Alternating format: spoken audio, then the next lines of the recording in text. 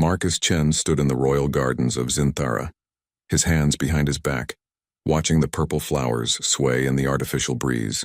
3 years had passed since he became the husband of Queen Zathra, the most powerful ruler in this part of the galaxy. 3 years since he left his old life behind. The other aliens in the palace thought he was harmless. They saw a quiet human who spent his days reading books and tending to plants. They watched him smile politely at diplomatic functions, always standing 2 steps behind his wife. Some of them whispered that humans were weak creatures, soft and small compared to the mighty warriors of other species. Marcus never corrected them. He simply smiled and continued his peaceful routine. Queen Zathra was magnificent by any standard. She stood 8 feet tall with silver skin that shimmered under the light. Her people, the Zintharians, were known across the galaxy as brilliant strategists and honorable fighters. They had built an empire that stretched across 50 star systems. When Earth first made contact with them, the humans knew they needed to be careful. That was why they sent Marcus as an ambassador. That was why he agreed to marry Zathra when she proposed the union. A marriage between their species would ensure peace between their worlds. At least that was what everyone believed. Marcus walked through the palace halls, nodding to the guards who barely looked at him. He passed the war room where Zathra's council was meeting. Through the open door he could hear them arguing. "The Krell Dominion grows bolder every day," General Korvax said, his deep voice carrying into the hallway. "They have conquered 3 systems in the past month. We should prepare for war." "We are prepared," another council member replied. "Our fleet is strong. Our warriors are trained. What more can we do?" "The humans offered to help," someone mentioned. They said their military could assist if needed. Several council members laughed at this suggestion. Marcus paused outside the door but didn't enter. He had learned not to force his opinions on them. "Human military?" General Korvax scoffed. "I have seen humans. They are small. They have no natural armor, no claws, no venom. What could they possibly offer us in battle? Their ships are adequate." The Queen's voice cut through the discussion. Even after 3 years, Marcus felt his heart beat faster when he heard her speak. "But Korvax is right. We do not need assistance. We will handle the Krell ourselves if they dare to challenge us." Marcus continued walking. He had heard enough. He made his way to the library, his favorite room in the entire palace. It was filled with books and data tablets from hundreds of different worlds. He spent hours here every day, reading histories of galactic conflicts, studying battle strategies, learning everything he could about the species around him. Old habits died hard. That evening, Marcus joined Zathra for dinner in their private chambers. She looked tired, her silver skin less bright than usual. "Being a queen was exhausting work. You heard the council meeting today," she said. It wasn't a question. Zathra always knew where he was and what he was doing. "You didn't come inside." "You didn't need me there," Marcus replied, pouring her a glass of Zintharian wine. "You're handling the Krell situation perfectly." "Am I?" She looked at him with her large violet eyes. "The truth is, Marcus, I don't know what to do. The Krell have never been this aggressive before. Every report suggests they're planning something big." Marcus sat down across from her. "What does your military intelligence say?" "They believe the Krell are testing our defenses. Small raids, border skirmishes, nothing we can't handle. But General Korvax thinks it's more than that. He thinks they're preparing for a full invasion." "Korvax is smart," Marcus said quietly. "You should listen to him." Zathra studied her husband carefully. Sometimes in moments like these she saw something in his eyes that confused her, something old and dangerous hiding behind his gentle smile. But then he would blink, and it would be gone and he would just be Marcus again. Her kind, peaceful husband who wouldn't hurt anyone. "I wish you would attend the war councils," she said. "You have a good mind for strategy. I've seen you solve puzzles that stump my best advisors." "Puzzles in books are different from real war," Marcus replied. "Besides, your council already thinks I'm useless. I don't need to prove them right by offering opinions on matters I don't understand." Zathra wanted to argue, but she was too tired. She finished her wine and they talked of other things. Marcus made her laugh with stories about the strange plants in the garden. He always knew how to make her feel better. 2 days later, there was a grand state dinner. Every important person in the Zintharian Empire attended. Diplomats from allied species came with gifts and pretty words. The great hall was filled with music and light and the smell of expensive food. Marcus wore his formal robes and stood beside Zathra's throne. He smiled at the guests and said very little. This was his role. The quiet human consort who looked nice but didn't matter much. Nobody noticed when he tensed slightly. Nobody saw how his eyes tracked the servers moving through the room. Nobody understood why he slowly shifted his position, placing himself between the queen and the main entrance. Then the screaming started.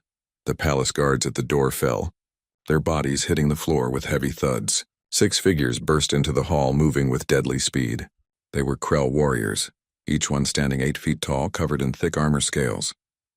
Their claws could cut through steel. Their weapons could blast through walls.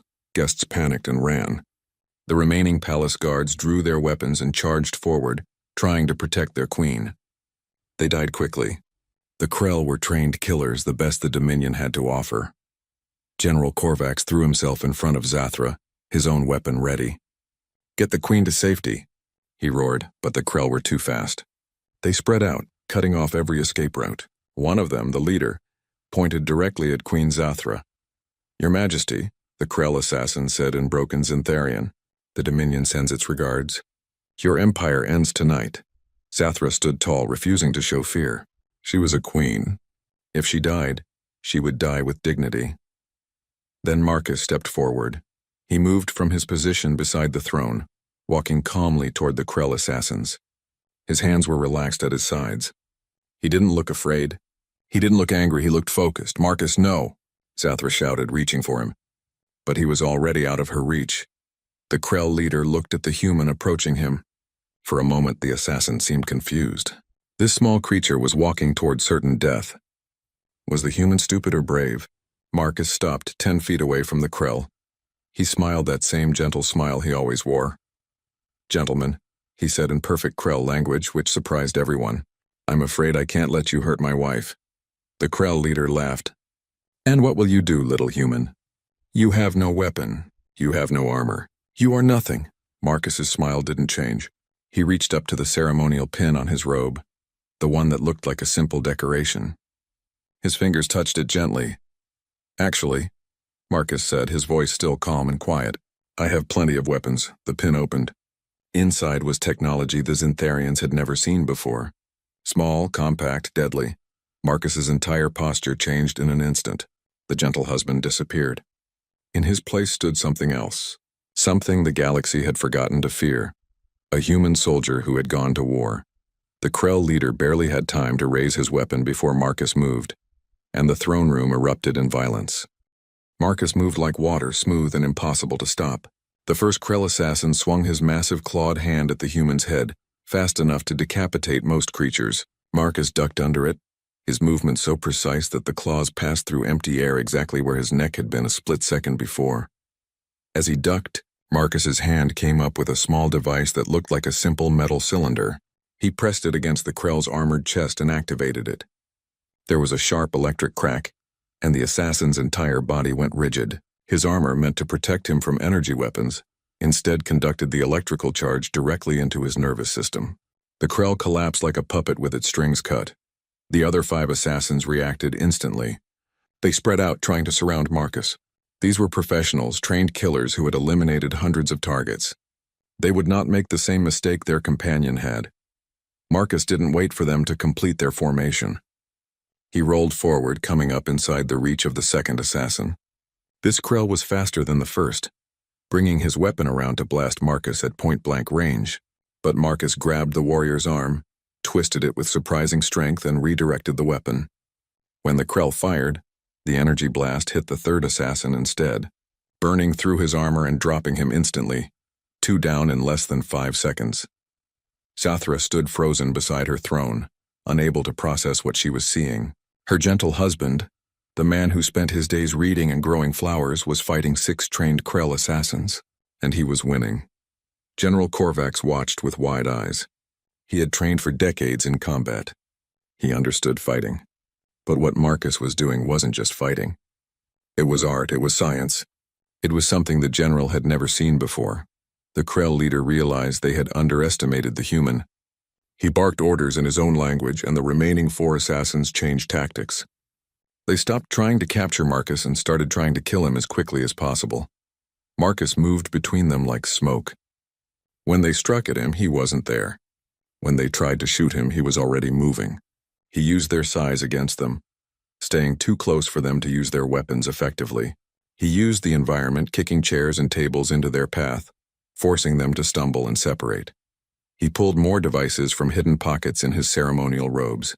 A flat disc that he threw like a toy, but when it hit the fourth assassin's helmet, it exploded with a sharp bang, cracking the armor and leaving the Krell dizzy and blind. A thin wire that Marcus wrapped around the fifth assassin's weapon, then pulled tight, disarming him and dragging him off balance. The disarmed Krell charged at Marcus with his bare claws. He was still dangerous, still strong enough to tear a human apart.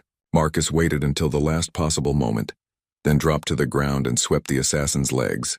The Krell fell hard and Marcus was on him immediately, pressing specific points on the warrior's neck. The assassin went limp, unconscious, 5 down. 2 minutes and 30 seconds since the attack began, only the Krell leader remained. He was the biggest of the group, the most experienced. He looked at Marcus with new respect and new hatred. "You are no simple consort," the Krell leader growled. "No," Marcus agreed, breathing hard but still focused. "I'm not. What are you?" Marcus didn't answer. He just waited, balanced and ready. The Krell leader pulled out 2 curved blades, weapons that could cut through almost anything. If Marcus got hit by those blades, all his speed and skill wouldn't matter. They circled each other. The throne room was silent except for their breathing. Everyone else was watching, waiting to see what would happen. The Krell leader attacked with a series of fast, powerful strikes. Marcus dodged and blocked using his forearms in ways that should have resulted in lost limbs. But his ceremonial robes had hidden armor woven into them, strong enough to deflect the blades. The Krell's eyes widened in surprise. Marcus counterattacked, targeting weak points in the armor, joints where the protection was thinner. He was faster than the Krell, but not as strong. One solid hit would end him, so he didn't let the Krell hit him solidly. The fight moved across the throne room. Marcus led the Krell leader near one of the support columns, then at the last second, ducked aside. The Krell's blade struck the column instead, embedding deep in the stone. While the assassin struggled to pull his weapon free, Marcus struck him 3 times in rapid succession. Nerve strikes that temporarily paralyzed the Krell's arm. The leader roared in pain and anger, swinging with his other blade. Marcus caught his arm, twisted and used the Krell's own momentum to slam him face first into the floor. Before the assassin could recover, Marcus had his knee on the warrior's back and something sharp pressed against his neck. "Stay down," Marcus said quietly, "or I end this." The Krell leader had no choice. He stopped struggling. Marcus looked up. The entire throne room was staring at him. Zathra's hand was over her mouth, her eyes wide with shock. General Korvax held his weapon loosely, forgotten in his amazement. The diplomatic guests who hadn't fled were pressed against the walls, trying to understand what they had just witnessed. Marcus stood slowly, keeping his weapon trained on the Krell leader. His ceremonial robes were torn and dirty, but he wasn't seriously injured. He looked around the room, his expression calm again. "Someone want to get me some restraints?" he asked. "Heavy ones." "These are Krell warriors. They're very strong." Palace guards rushed forward, bringing chains and energy bindings. They secured all 6 assassins, checking to make sure they were truly subdued. 2 were unconscious. 3 were stunned and disoriented. The leader glared at Marcus with pure hatred. Zathra finally found her voice. "Marcus," she said, her voice shaking slightly. "What? How did you—" "We should talk," Marcus said gently. "In private. There are things I should have told you before." "What things?" General Korvax demanded, stepping forward. "What are you, human? What kind of warrior moves like that?" Marcus met the general's eyes. For the first time since arriving on Zinthara, he let the other beings see who he really was. No more hiding, no more pretending. The kind of warrior Earth trained for 40 years of war. Marcus said simply, "The kind who survived battles you can't imagine. The kind your military advisors were right to worry about." He turned back to Zathra. "I'm sorry, my queen. I should have been honest with you from the beginning. I was a soldier before I was an ambassador. Before I became your husband. I've been trying very hard to leave that life behind." "How long?" Zathra asked. "How long were you a soldier?" 23 years, Marcus replied. "Most of my adult life. I fought in the colony wars. I served with Earth's Special Operations Command. I led missions on 16 different worlds. And when Earth asked me to come here, To help make peace with your people, I thought it was a chance to stop being a soldier, to be something better. He gestured at the unconscious assassins. But apparently war isn't done with me yet. The throne room was silent. Everyone was processing this information, trying to reconcile the gentle consort they knew with the deadly fighter they had just seen. Chathra stepped down from her throne. She walked toward Marcus slowly, her expression unreadable. When she reached him, she looked down at him from her greater height. "You lied to me," she said softly. "I didn't lie," Marcus replied. "I just didn't tell you everything. I wanted to be the person you thought I was. I wanted to leave the soldier behind. Can you?" Chathra asked. "Can you really leave that behind?" Marcus thought about it carefully. "I don't know," he admitted. "I thought I could. But when those assassins came for you, I didn't think. I just acted. Some things become part of who you are." Before Chathra could respond, alarms started blaring throughout the palace. A guard rushed into the throne room, breathing hard. "Your Majesty," the guard shouted. "We have reports coming in from intelligence. The assassination attempt was just the beginning. Long-range sensors have detected a massive Krell fleet headed our way. They'll be here in 3 days." General Korvax cursed in his native language. "How many ships?" "At least 300, the guard replied. "Maybe more. It's a full invasion force." The room erupted in shocked conversation. 300 ships was an enormous fleet. The Zintharian homeworld's defenses were strong, but against those numbers they would struggle. Marcus walked over to a communications panel on the wall. He entered a code that made several guards reach for their weapons nervously. "What are you doing?" General Korvax demanded. "Calling for help," Marcus replied. The screen flickered to life, showing the symbol of Earth's military command. "Your Majesty, with your permission, I'd like to contact Earth. We're going to need their fleet." "The human fleet?" Someone scoffed. "What good will that do?" Marcus looked at the room full of doubters. His expression was hard now, nothing gentle about it. "You're about to find out why other species are afraid of humans when we fight," he said. "Why we're not the biggest or the strongest, but we've survived every war we've ever fought. Why Earth's military doctrine makes other species nervous." He turned back to the screen. "This is Marcus Chen, authorization code Theta 779er. I need to speak with Admiral Sarah Chen. Tell her it's her little brother and I need the family to come help." The operator on the other end looked shocked but nodded. The war room of the Zintharian palace had never been this crowded. Military commanders, diplomatic officials, and intelligence officers filled every available space. At the center of it all stood Queen Chathra, with Marcus at her side. For the first time since their marriage, he was not standing behind her. He was standing beside her, equal and present. On the main display screen, Admiral Sarah Chen's face looked out at the assembled crowd. Behind her, Earth's military command center buzzed with activity. "The 7th Expeditionary Fleet is already moving," Sarah was saying. "We'll arrive in your system in approximately 48 hours. That's cutting it close, but we should beat the Krell by at least 12 hours. "How many ships?" General Korvax asked. He still looked at Marcus with a mixture of respect and suspicion. 67 combat vessels, Sarah replied, plus support ships. "I know it doesn't sound like much compared to the Krell's 300, but trust me, General, numbers aren't everything." 67 ships against 300, one of the Zintharian commanders protested.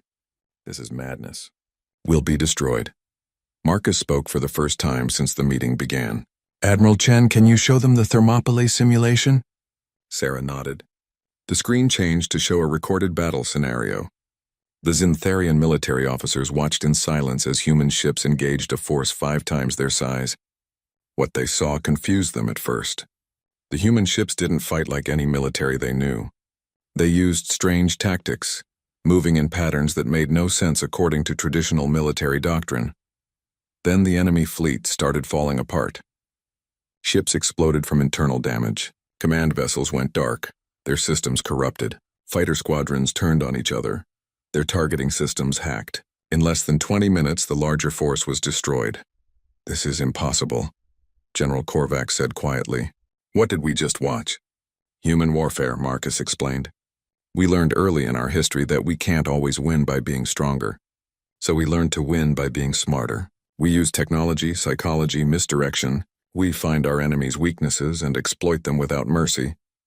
"This is dishonorable," one of the Zintharian nobles said, her voice filled with disgust. Where is the honor in tricking your opponent? Marcus turned to look at her. His expression was cold. Honor doesn't mean much to the dead. When someone comes to kill my family, I don't fight with honor. I fight to win. Zathra placed a hand on his arm, a gentle reminder to stay calm. But she was looking at her nobles with a firm expression. The Krell are coming to destroy our world. They sent assassins to kill me in my own palace. I will use every tool available to stop them, honorable or not. The room fell silent. It was clear that their queen had made her decision. For the next 2 days, the palace became a military headquarters. Marcus worked alongside General Korvax and the other commanders, sharing human tactical knowledge. At first, the Zintharian officers resisted his ideas. They were used to direct combat, fleet-to-fleet engagements where the stronger side usually won. Marcus's suggestions seemed strange and complicated, but as they worked through the simulations, they began to understand.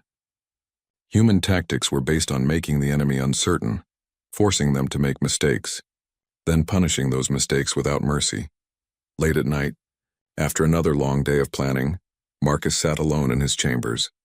He was looking at a small data pad, scrolling through old files. Zathra found him there, his face lit by the soft glow of the screen. You should rest, she said, sitting down beside him. Tomorrow will be difficult. Can't sleep, Marcus replied. He showed her the data pad. I was looking through my old mission reports, trying to remember what worked and what didn't. Zathra looked at the screen. She couldn't read human writing very well, but she could see images, battles, destroyed ships, lists of casualties. You've fought many wars, she said softly. Too many. Marcus set the data pad down. When I was 20 years old, I joined Earth's military. Back then, I thought it would be exciting. I thought I'd be a hero, protecting humanity from threats. I was stupid and young. What changed? I saw what war really was. Not glory or honor. Just death and suffering. I lost friends. Good people who died because of orders I gave. And even when we won, it never felt like winning. It just felt like surviving. He looked at Zathra, his eyes tired. When Earth asked me to come here to help make peace with your people, I jumped at the chance. I thought maybe I could do something good for once. Maybe I could help prevent wars instead of fighting them. And then I met you and I thought maybe I could finally be someone other than a soldier. Zathra took his hand. Her silver skin was warm against his. You are more than a soldier, Marcus. You're kind. You're patient. You make me laugh. You've never once used your position to demand anything. You've been a good husband. But I lied to you about who I was, did you? Zathra asked. Or did you just show me a different part of yourself? The part you wanted to be?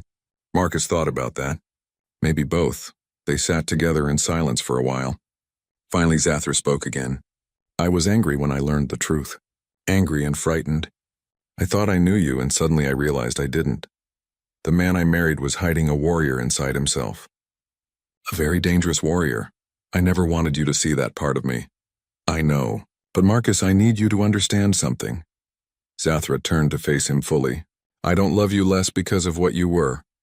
If anything, I respect you more. You had all this power, all this skill, and you chose to be gentle instead. You chose peace. That takes more strength than fighting ever could. Marcus felt something tight in his chest loosen. He hadn't realized how much he needed to hear those words. The Krell are coming, Zathra continued. And I need the soldier part of you to help protect our people. But when this is over, I want the gentle husband back. I want the man who grows flowers and reads books and makes me smile. Can you do that? I can try, Marcus promised.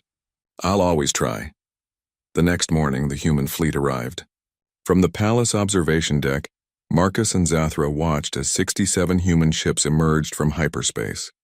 They were smaller than Zintharian vessels, sleeker and faster. They moved with precision, taking up defensive positions around the planet.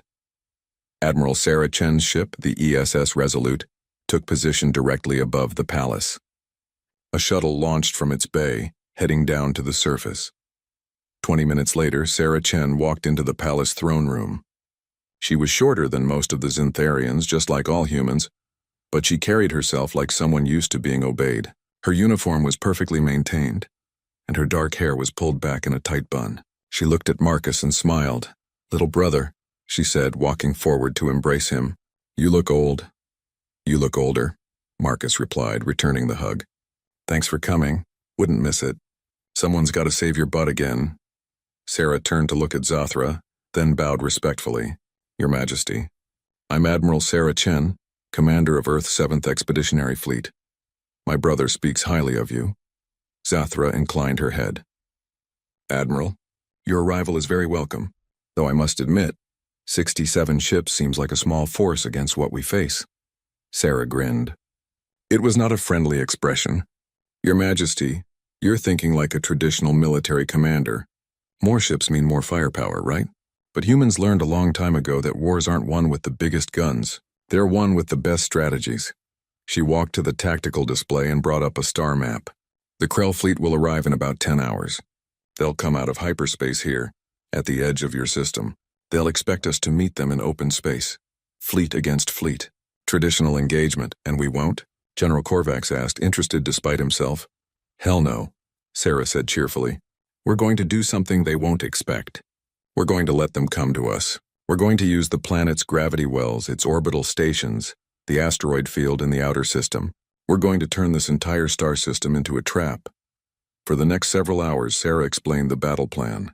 It was complex and risky, requiring precise timing and coordination between human and Zintharian forces. The Zintharian commanders asked many questions, some skeptical, some genuinely curious. Sarah answered them all with patience and confidence. Marcus watched his sister work, remembering why she was one of Earth's best commanders. She had a gift for making complicated plans sound simple, for inspiring confidence in her troops. He had missed working with her. As the meeting was breaking up, Sarah pulled Marcus aside. You okay? She asked quietly. This has to be strange for you, getting pulled back into all this. Strange is one word for it, Marcus admitted. Terrifying is another. Sarah, if we lose this battle, Zathra and her entire civilization could fall. That's a lot of pressure. We won't lose, Sarah said firmly. You know why? Because we're humans, and humans don't give up. We fight dirty, we fight smart, and we fight until we win or we die. That's what makes us scary to other species. They can beat us in fair fights. So we don't fight fair. That's not exactly reassuring, Sarah laughed. It's not meant to be reassuring. It's meant to be true. She looked at him seriously. I read about what you did with those assassins. 6 trained Krell warriors in under 3 minutes. You haven't lost your edge, little brother. The Krell fleet emerged from hyperspace like a storm of metal and fury. 450 warships, each one bristling with weapons. Their formation was perfect, disciplined, overwhelming.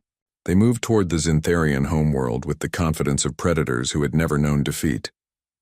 On the bridge of the ESS Resolute, Admiral Sarah Chen watched the enemy approach on her tactical display. Around her, human crew members worked with quiet efficiency. No one was panicking.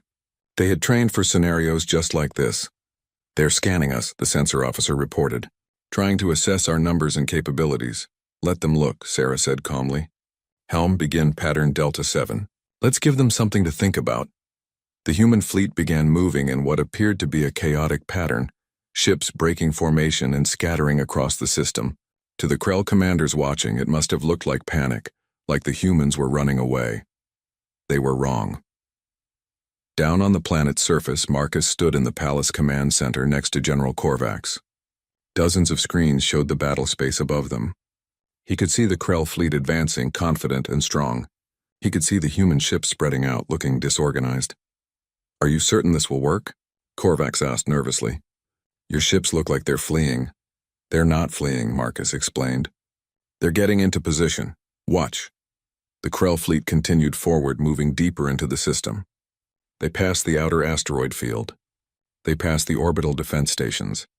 They were heading straight for the planet, intending to overwhelm the defenders with pure numbers. Then Admiral Chen gave the order. All units activate. Suddenly, the scattered human ships weren't scattered anymore. They had formed a 3-dimensional net around the Krell fleet, surrounding them on all sides.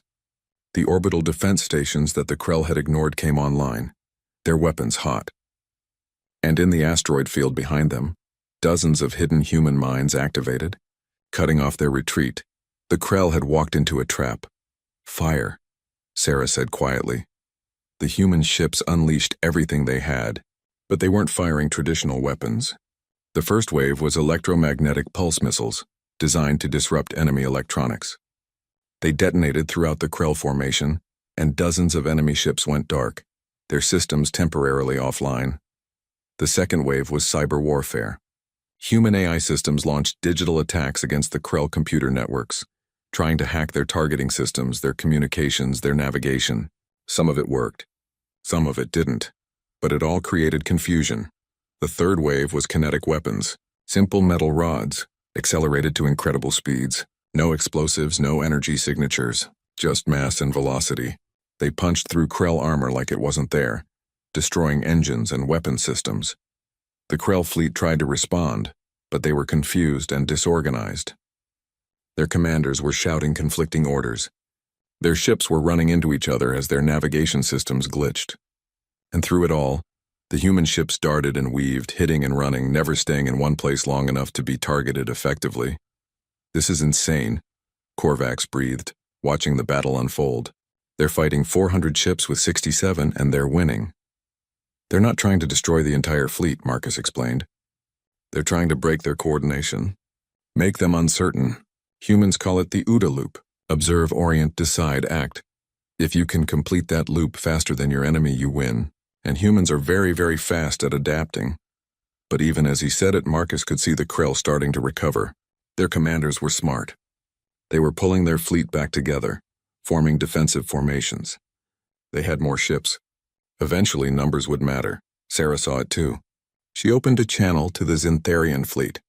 "General Korvax, this is Admiral Chen. We've softened them up. Time for you to hit them with everything you've got." The Zintharian warships had been holding back, waiting for the right moment. Now they charged forward, their powerful energy weapons blazing. While the Krell were focused on the annoying human ships darting around them, the Zintharians hit them from the front with traditional overwhelming firepower. The battle became chaos. Ships exploded in bright flashes. Debris scattered across space. The Krell were fighting back hard now, their own weapons tearing through Zintharian shields and human armor. Good people were dying up there on both sides. On the planet's surface, alarms started blaring. Marcus's head snapped up. "What is it?" "Krell landing craft," a sensor officer reported. "They're breaking away from the main fleet, heading for the planet's surface. 20 ships. They're targeting the palace," Marcus cursed. The Krell were trying a ground assault while their fleet kept the defenders busy in space. It was a smart move. "They want to kill the Queen," Korvax said. "If Zathra dies, the Zintharian will to fight will collapse. Our entire chain of command will fall apart." "Then we don't let them reach her," Marcus said. He grabbed a communication device. "Sarah, we have Krell landing craft heading planetside. I need you to shoot down as many as you can." "We're kind of busy up here, little brother," Sarah replied, her voice tight. In the background, Marcus could hear alarms and explosions. "I can spare a few fighters, but most of those landing craft are going to make it through. Then I'll handle them on the ground. Just buy me time to prepare." Marcus turned to the palace guard commander. "Evacuate all non-essential personnel. Get them to the emergency bunkers. I want every soldier we have ready to defend this palace." "Commander Chen," the guard said hesitantly. "With respect, you're not military. You're the Queen's consort. You should evacuate with Her Majesty." Marcus looked at the guard with cold eyes. "I was fighting wars before you were born, soldier. Right now, I'm the most qualified person on this planet to defend against a Krell ground assault. So you can either follow my orders or you can explain to the Queen why you let her palace fall. Your choice." The guard looked at General Korvax, who nodded. "Do what he says. I've seen what this human can do. If anyone can stop the Krell, it's him." For the next 20 minutes, Marcus transformed the palace into a fortress. He placed soldiers at strategic choke points. He set up traps using materials from the palace itself. He armed everyone who could hold a weapon. The Zintharian guards watched him work, their respect growing with every order he gave. Zathra refused to evacuate.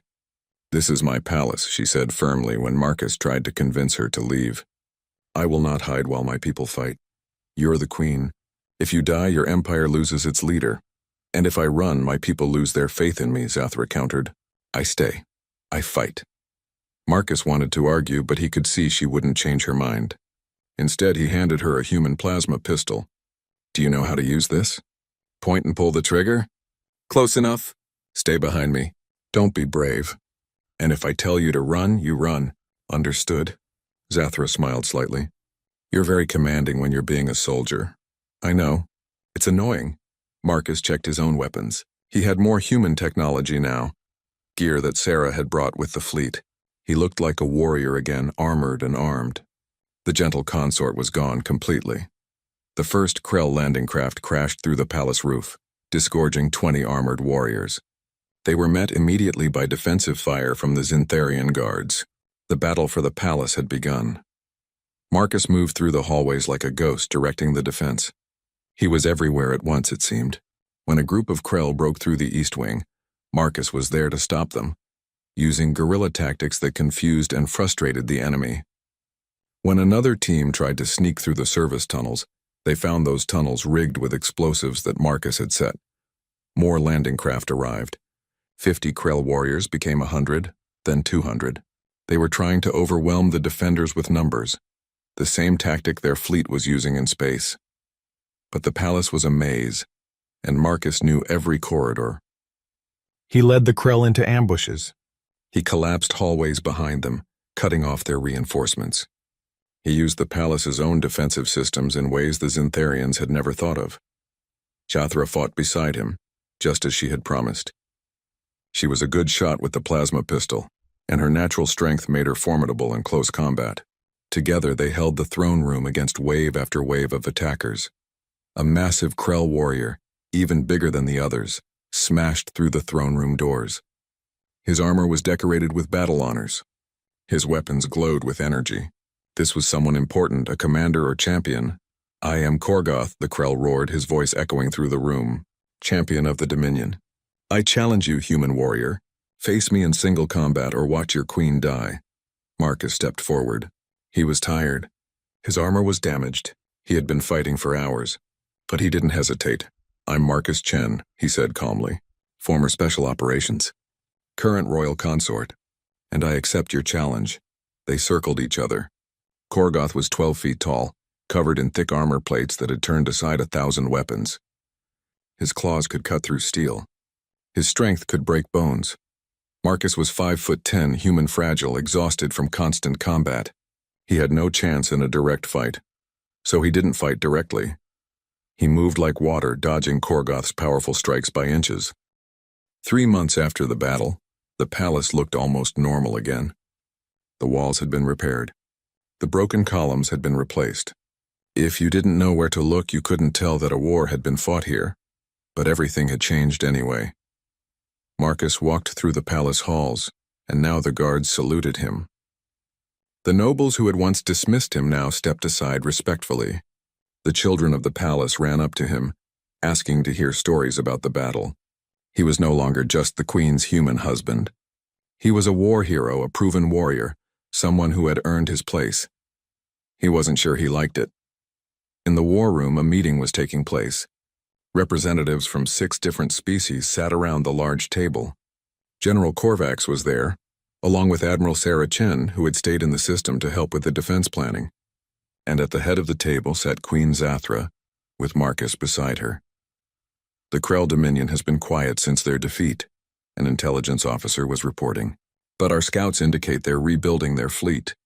They haven't given up." "Of course they haven't," Sarah said, leaning back in her chair. "Bullies never give up after one punch. You have to keep hitting them until they learn their lesson." "The question is, what do we do about it?" Zathra asked. "We can defend against another attack, but eventually they'll come with more ships than we can handle." Marcus had been quiet during most of the meeting, but now he spoke. "We don't wait for them to attack again. We go to them. Not to invade, but to talk. We show them that the cost of continuing this war is too high." "Talk?" General Korvax sounded skeptical. "The Krell don't respect words. They respect strength." "Then we'll bring strength to the table," Marcus said. "But we'll offer peace at the same time. Right now, the Krell Emperor thinks he can win if he just throws enough ships at us. We need to show him he's wrong, and we need to show him there's a better path." "The human is right," said Ambassador Vexus, a representative from the Thalos Collective. "The entire galaxy is watching this conflict.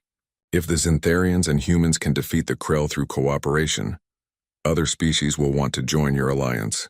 The balance of power could shift significantly. Over the next weeks, that's exactly what happened. The victory against the Krell had impressed species throughout the region. Delegations arrived from a dozen worlds, interested in forming defensive pacts. Some wanted military assistance, Some wanted access to human technology. All of them recognized that something new was happening in the galaxy. Humans and Xintharians were proving that different species could work together effectively, that they could combine their strengths and cover each other's weaknesses. It was a powerful example. Marcus found himself busier than he had ever been. He was training Xintharian soldiers in human tactics. He was meeting with diplomats from other worlds. He was helping to plan defense strategies for the entire alliance. He had wanted to stop being a soldier, but now he was something else. A teacher, a strategist, a bridge between his people and Zathra's. Late one evening, he was in the library, studying reports about Krell military movements. Zathra found him there, surrounded by data pads and star charts. "You're working too hard," she said, sitting down beside him. "Says the Queen, who was in council meetings for 12 hours today," Marcus replied with a tired smile. "That's different. I'm supposed to work too hard. It's my job." Zathra looked at the star charts. "Do you miss it? Your quiet life before all this?" Marcus thought about that question. "Sometimes," he admitted. "I liked tending the gardens. I liked reading books that had nothing to do with war. I liked being the person who made you laugh instead of the person who made battle plans." "You still make me laugh," Zathra said gently. "You're still the same person, Marcus. You're just more complete now. I see both sides of you, the gentle scholar and the fierce warrior, and I love both. Even though I kept secrets from you, even though," Zathra took his hand, "I understand now why you tried to leave your past behind. War is horrible. It changes people. But Marcus, you didn't let it make you cruel or cold. You fought when you had to, but you never stopped being kind. That's rare. That's special." Marcus pulled her closer. For a moment, they just sat together in comfortable silence. Then he said, "I got a message from Earth today. They're offering me a position as Ambassador General. I would coordinate military and diplomatic efforts between Earth and the allied species. It's a big job, important. Will you take it? I don't know. It would mean less time with you. More traveling. More responsibility. I wanted to stop being a soldier, and instead I'm being asked to lead soldiers from a dozen different worlds." Zathra was quiet for a moment. Then she said, "I think you should take it. Not because I want you to be away from me, but because you're good at it, Marcus. You understand how to bring people together, how to find solutions that don't require war. The galaxy needs people like you right now. What about us?" "We'll be fine," Zathra said firmly. "We're partners now. True partners. We've fought together. We've survived together. A little distance won't change that." 2 weeks later, Marcus stood on the bridge of a diplomatic ship heading toward the Krell homeworld. With him were representatives from Earth, Xinthara, and 4 other species. They were going to meet with the Krell Emperor and try to end this war with words instead of weapons. It was risky. The Krell could decide to capture them all. But Marcus had studied the Krell culture carefully. He understood that they respected strength, but they also respected courage. Coming to their homeworld, walking into their territory without an army, that showed courage. The Krell Emperor received them in his throne room. He was massive even by Krell standards, covered in scars from 1,000 battles. He looked at Marcus with interest. "So you're the human who defeated my champion," the Emperor said, his voice like grinding stones. "Smaller than I expected. Humans are often underestimated," Marcus replied calmly. "That's usually a mistake." The Emperor laughed, a harsh sound. "Indeed, you cost me a significant portion of my fleet, human. Many of my warriors. Why should I not have you killed for this? Because killing me won't get your fleet back," Marcus said. "And it won't stop the alliance that's forming against you. Right now, 6 species have joined together because of your aggression. If you continue, that number will grow. Eventually, you'll face the combined might of half the galaxy. Even the Krell can't win those odds. So you come offering peace? I come offering an alternative," Marcus corrected. "Keep fighting and you'll eventually lose everything. Or join the alliance. Contribute your strength to something bigger than conquest. There are threats in this galaxy that don't care about borders or empires. Threats that will require all of us working together to face." The Emperor studied Marcus for a long moment. "You speak of threats I should fear more than you?" "I speak of reality," Marcus said. "The Krell are strong. No one denies that. But strength alone isn't enough anymore. The galaxy is changing. Species are learning to work together. Those who refuse to adapt will be left behind." The negotiations took days. The Krell Emperor was proud and stubborn, but he was also smart. He could see that Marcus was right. The alliance was growing stronger every day. And the Krell, for all their military might, couldn't fight everyone forever. In the end, a treaty was signed. The Krell would stop their expansion. They would release the systems they had conquered. In exchange, they would be offered a place in the alliance, with full respect for their military traditions and culture. It wasn't perfect, but it was peace. When Marcus returned to Zinthara, he was greeted as a hero again, but this time it felt different. He hadn't won through violence. He had won through negotiation, through understanding, through finding a solution that let everyone keep their dignity. Shathra met him at the landing pad. She wrapped her arms around him, not caring that hundreds of people were watching. "You did it," she said. "You actually did it." "We did it," Marcus corrected. "This whole alliance, everything we've built, it only works because we showed that cooperation is possible. You and me, two people from different worlds who learned to trust each other." That night there was a great celebration in the palace. Representatives from a dozen species gathered to toast the new peace. Music played. Food from many worlds was served. It felt like the beginning of something important. Marcus found himself on the balcony looking out at the city. The lights were beautiful, millions of them stretching to the horizon. Somewhere down there, families were safe because of the peace treaty. Children would grow up without war. That felt good. Sarah found him there. "Not much for parties?" she asked. "Too many people," Marcus said. "I'm still more comfortable with books and gardens." "You're also apparently comfortable negotiating with genocidal warlords," Sarah pointed out. "Little brother, you've changed. Not in a bad way. You've found balance, the warrior and the diplomat working together." "I had good teachers," Marcus said. "You taught me how to fight. Zathra taught me why we fight. Turns out both lessons are important," Sarah smiled. "I'm proud of you. Mom and Dad would be too." She looked serious for a moment. "Earth wants me to establish a permanent military presence here. A joint command with the Zintharian fleet. They're offering me a promotion to fleet admiral if I take it."